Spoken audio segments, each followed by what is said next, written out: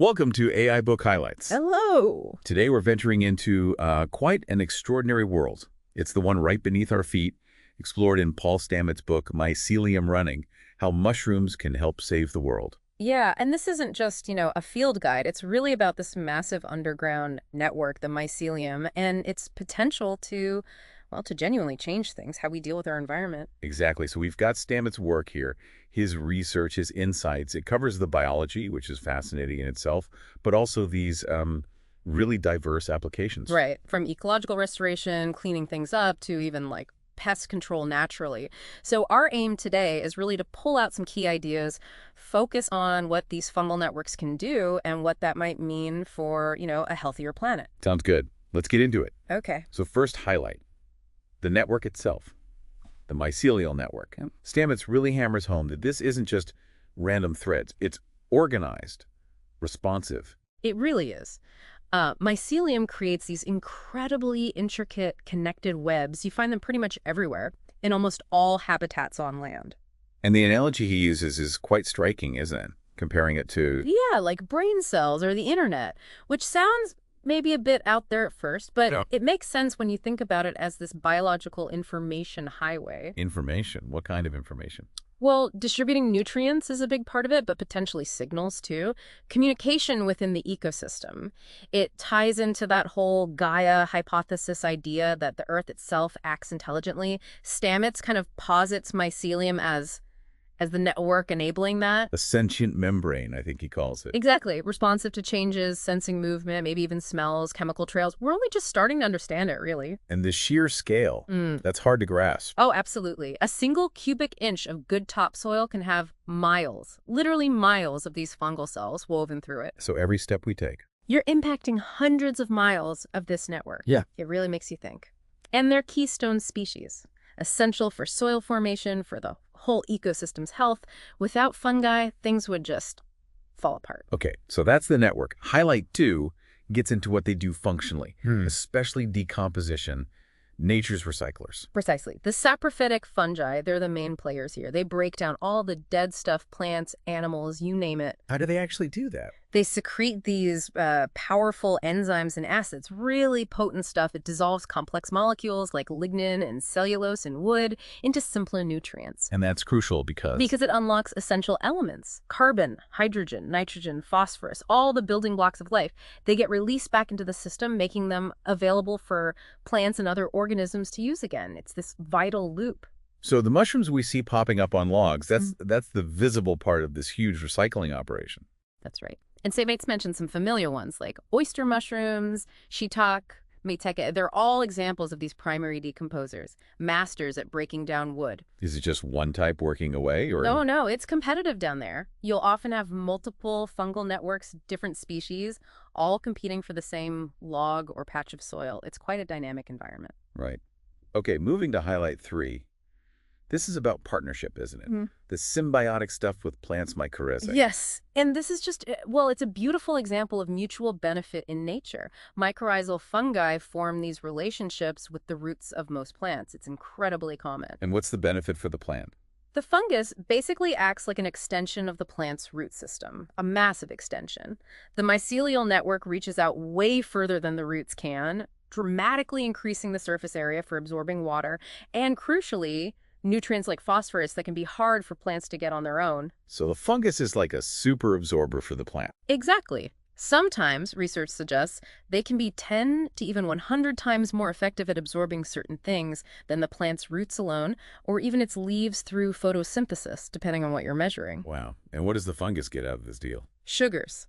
The plant produces sugars through photosynthesis, and it shares some of those with its fungal partner. It's fair trade. And I remember reading something about these networks connecting different trees. Yes, that's another amazing aspect. These mycorrhizal networks can physically link multiple plants, even trees of different species, in a forest. So they can share resources. Potentially, yes. Nutrients can move through the network from one tree to another. It suggests this much more interconnected, almost cooperative community dynamic than we used to think. Plants with these fungal partners tend to grow better, resist disease better, handle drought better. It's a huge advantage. Incredible. Okay, highlight 4. This feels very practical. Myco-remediation using fungi to clean up our messes. Exactly. This is where Stamets' vision gets really applied. Mycelium's natural ability to break down complex organic compounds can be harnessed. Mycofiltration uses the mycelial mat itself as a biological filter. How does that work? You can basically grow mats of mycelium, say, from the garden giant mushroom, and use them to filter water runoff. They trap microorganisms, pollutants, even silt, which reduces erosion and cleans the water. Stamets gives examples like filtering out fecal coliform bacteria. And then there's breaking down toxins. Yeah. Mycoremediation proper. Right, and some fungi are amazing at this. Oyster mushrooms, for instance, have been shown to degrade petroleum hydrocarbons, things like oil, diesel. Seriously, like stuff from oil spill. Yeah, compounds similar to what was in the Exxon Valdez spill.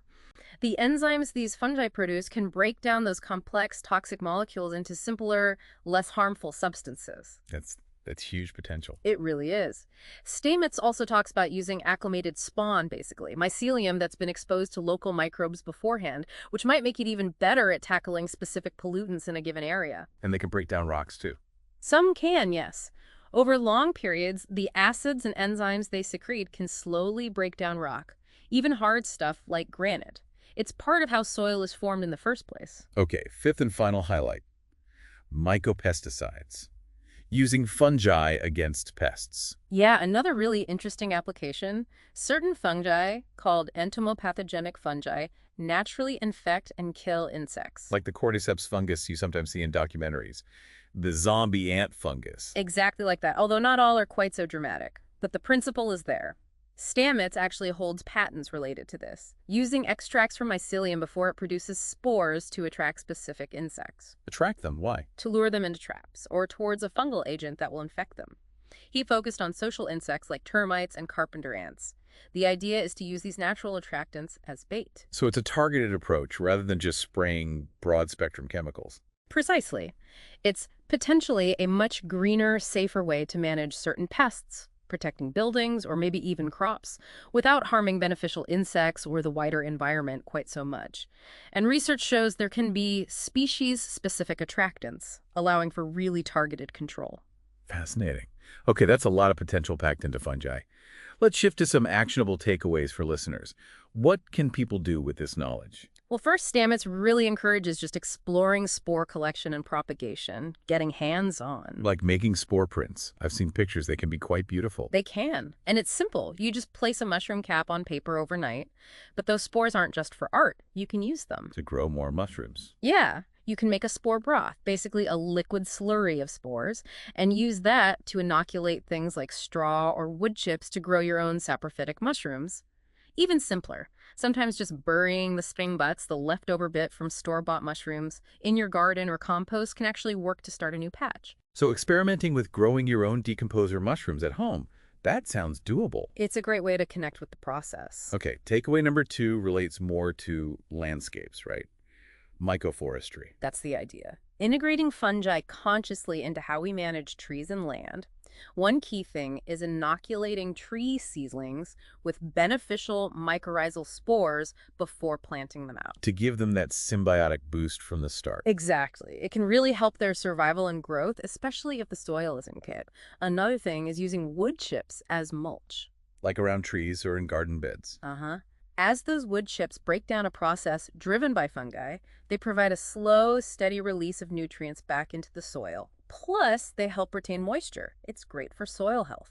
And related to that, leaving some woody debris in forests or natural areas rather than clearing everything away or burning it is really important for supporting fungal diversity and nutrient cycling. Makes sense. Feed the fungi, feed the soil. Okay. Third actionable takeaway. This one's maybe a bit broader.